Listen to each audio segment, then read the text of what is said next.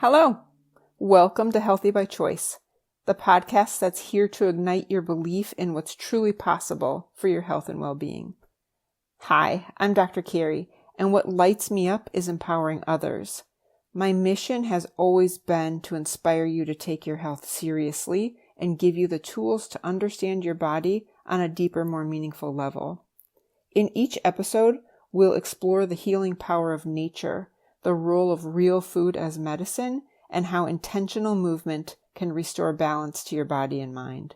So whether you're on a journey of prevention, recovery, or simply seeking more vitality, this podcast is your reminder. You hold the power to heal. Thanks so much for joining me.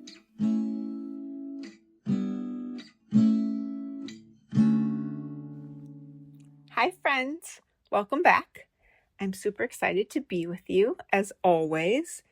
And today I'm going to talk to you about what you put on your skin, right? So what you put on your skin goes in your skin. And I like to say your skin is eating. Your skin is your largest organ in the body. There's so many things, but what you put on your body gets absorbed into your body. And I'm thinking about this because I'm a doctor of the nervous system. My goal is always to reduce toxic load, right? I always want to empower people with simple changes, whatever that means for you. When you know better, you do better, right? So, so you know what? I'm here. My goal is to inspire behavior changes without overwhelm. And that's just the truth. Also, I've been having patients that feel like they have allergies or they can't figure out what's going on. And I don't know how to politely say it. The reality is sometimes I can smell that people are using laundry soap at home, and the laundry soap or the scents or the perfumes are strong enough that I'm like, ignorance is just a lack of knowledge, right? Like, let's talk about that. Let's talk about what you might not know that you're doing and what we can do to help one another. Certainly, I was a massage therapist in the early 90s. I was in my 20s. And when I would have people come in and say, I can't do chemicals, I can't do scents, I just complied. I didn't really understand what that actually meant. And now that I've been living without scent in my laundry detergent for 30 years, I get it that when I'm around someone who washes their clothes in the popular brands and they're scented, I get agitated and irritated. And for me personally, one of the ways I like to be kinder and gentler to the planet is I like to buy as much as I possibly can used, and particularly clothing, because clothing, has so much more use than after when someone is done with it. But I often forget that if people were washing in some of those grocery store or department store products, mostly the ones that are made from Procter and Gamble, I can't do it, and I can't wash the scent out. And I promise I don't want to offend you. I promise I love and adore you exactly how you are. And I just hope this will help you understand that maybe if you notice people, hugging, it's hard to be around people. It's hard to be out on a hike and somebody walks by me and I can smell them. I smell their laundry detergent. I smell their whatever they've applied to themselves, but also what they didn't necessarily apply to themselves. So yes, it's a big deal to me personally. It's a long since been a big deal to me, but now I'm noticing people with the in the back of their throat, or I have a runny nose, but I don't know why, or I have allergies and no matter what I do, they won't go away. And I just have to impress upon you that there's more we can do. So number one, if you are a person who has in the past used scented laundry soap, it takes a long time for that to come out of your clothes because it's in the fiber of all of the fabric. So your sheets, your bedding, your towels and especially your clothes.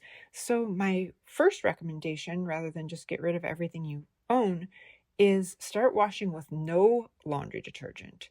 And you will be shocked at how much soap will just come out that's already existing in your fabric.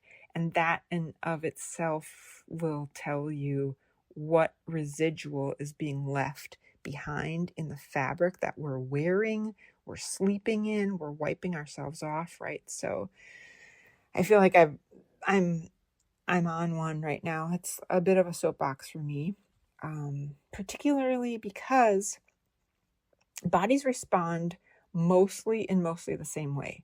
And when I adjust somebody and I can see that things are mostly going along and someone comes back and says it's not working or it didn't work, and I'm like, let's stop with the toxic load. And that's mental, spiritual, emotional, absolutely. But there's for sure the chemical toxicity. And some of this we have more control over. And I'll leave that there. You get it. I've said enough. And, what we eat matters. What we put on our body matters. And let's just say clean living starts in the shower. So what products do you use? Are they scented? And if it's a natural scent, like an essential oil, that's one thing. But if it's scented, you can move to unscented or more gentle. Just check out where your products are coming from.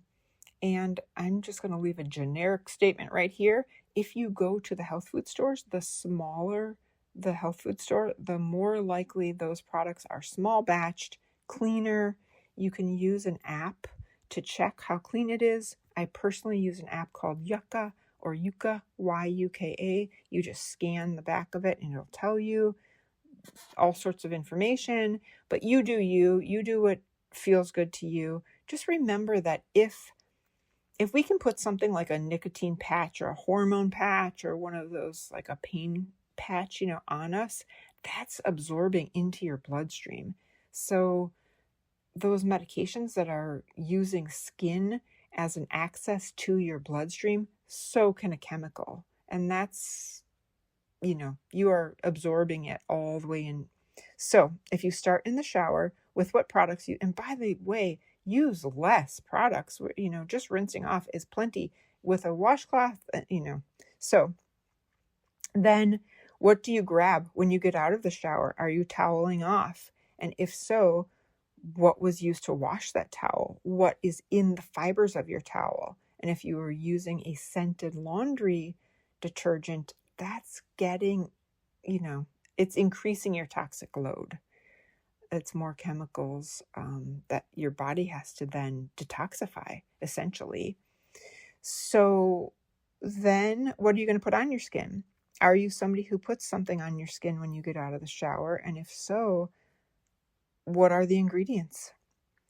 And then when you put on your clothes, what materials are you putting on, right? There's a lot of talk these days about microtoxins, about microplastics, all of which are in our clothes. And then you add to that what detergent you used. It's all adding to the daily burden, and your body is then fighting to detoxify, particularly if you're sleeping in sheets and blankets and pillowcases and whatever that you've also washed, and clothing that's on you. I mean, it's what is in and on your clothes and your hair products, right? Many of us get out of the shower and we put things. So you could start with a fragrance-free. You could start with, no preservatives or something like that. And just see if you can get less skin irritation, less hormone disruption, less respiratory irritation, fewer headaches, fewer migraines for sure. But those asthma triggers, and then of course your endocrine disruption, right? Your body's not flashing a red light saying I'm not processing, but what's happening is it increases your aging because you're fighting against your chemicals. So you can rest, sleep better, think better, all of that stuff. And obviously people don't want to rub all kinds of chemicals all over their body, but that's what's happening if you're using scented laundry detergent and dryer sheets, because what they do is they create a chemical film on the clothing or on the fabric to reduce static. And easy fix, right? Get balls, get wool, felt, whatever, dryer balls. I hate to say it, the simplest thing is just go to the health food store and don't shop anywhere else. But, that's me. And that way I don't have synthetic fabrics. I don't have parabens or phthalates or sulfates or formaldehyde as much as possible, because all that gets re-released every time we put it in the dryer. And there's a cumulative exposure, right? And then again, decade after decade, it just becomes a more meaningful load. And that nervous system, this is kidneys, liver, lymphatic, nervous system. All of your systems have to work together in process, including detoxification. And if a person has skin sensitivity or eczema or psoriasis or hormone imbalances and headaches, like I was saying, but just fatigue, brain fog, those allergies that are known, like a true allergy and sometimes a sensitivity, which can be differentiated from an allergy. But asthma and other chemical sensitivities can all be affected in this way. And this is not about blaming one product, just to be clear. It's the reduction of unnecessary exposure. And, I know that we can't control everything in the world, of course, but we can control what touches our skin. And I do.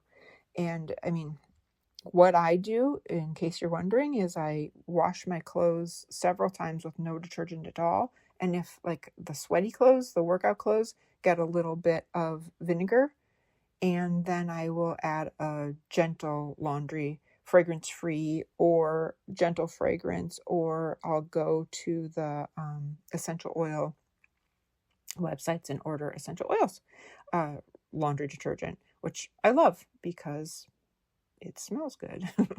But I can't use that for things that I use with my patients, right? More like baking soda, borax, vinegar, that kind of thing. Wool dryer balls definitely works. And there are other options. I don't know all of them. I just know that I want to keep the chemicals as low as possible and not anything scented, because of course in my case it could offend somebody. But I use coconut oil and jojoba oil. I use as much shampoo and conditioner and all that stuff. I just really go toward a healthier routine. And I was a user of a product my whole life, and then it got bought by a big conglomerate. And so I know what it's like to miss my products, and it's just a choice that I make. I don't always. Sometimes I'll use some shampoo that has, scent in it. But mostly, for the most part, I swap, every little small swap reduces the load on your body and on your nervous system and on your overall health. So that's what I want for you, for me, is to just support your health and, not challenge it, right? Not add to the load. It's a big deal. And I don't want to add fear, right? I just want to create some awareness here and add to our self-care and take our health seriously. And there are so many things I'll share with you. Sometimes I think this is a personal thing, but I wasn't sure what to do about deodorant. And I'm somebody who, I don't like to walk around stinky, and I put my face in people's face. So I have a little essential oil mint for my mouth, and I brush my teeth at work fairly often, but also, underarm odor, and I walk my dog in the middle of the day fairly often. So I went online and I just Googled what are my options.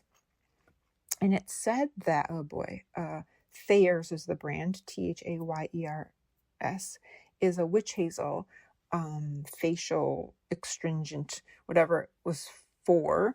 And they said, just put that on a cotton ball and rub it under your armpits. And the reason it will work is it will decrease or eat or, consume the bacteria under your arms, and the bacteria was causing the smell. And I was like, okay, sounds weird, but I got the cotton balls that are more like a cotton pad, and the Thayer's brand has options of scent. They have a lavender or a rose or unscented. And I was like, okay, for 10 or 12 bucks, I'll use this on my face anyway, and I'll try it under my arms, and I'll get those cotton pads. Guess what? That's what I use now as a deodorant. And guess what? Apparently, for me personally, I didn't have to be stinky all this time. I could have just been wiping my underarms. And we've heard so many times how dangerous it can be to use certain deodorants, especially it's under your arm. For women, that's really close to breast cancer. And also, no one that I know wants to be stinky. So I was like, well, I want to try something. I'm really glad that I did. I'm really glad that I figured that out. And so again, with the making small changes and doing what you can do and doing what you're comfortable doing, of course, certainly I wouldn't suggest, you do what I do, but know that there are always options. Know that, as I have said so many times, those health food stores, the local health food stores, are just so helpful in making decisions, and educating us, and I don't know, shedding light. But also we have these, I'm walking around with a phone that has a computer in it, and I just ask it, like, what are my options for cleaner living? And then I'll fill in the blank, So please feel free to share with me when you see me, or reach out and tell me what your laundry options are. Like I said, I'll just wash mine most of the time with no additional soap, but I will use vinegar, and sometimes I'll get those borax unscented powders. And recently I've just been doing those sheets, particularly because the essential oil companies have options, and I've been trying them. Some are great, some are not. So, and I'm not promoting any one or other, but just be mindful, make good choices, and, try to reduce your toxic load whenever possible. Yeah, with that, I'm just going to leave you with, I say this because I love you, and I'm really not trying to pick on you or point the finger at you. And certainly I want to grow and I want to improve, and I appreciate my patients and my friends sharing with me decisions that they make too. So with that, I send you my very, very best, big hugs and all my love. Bye-bye.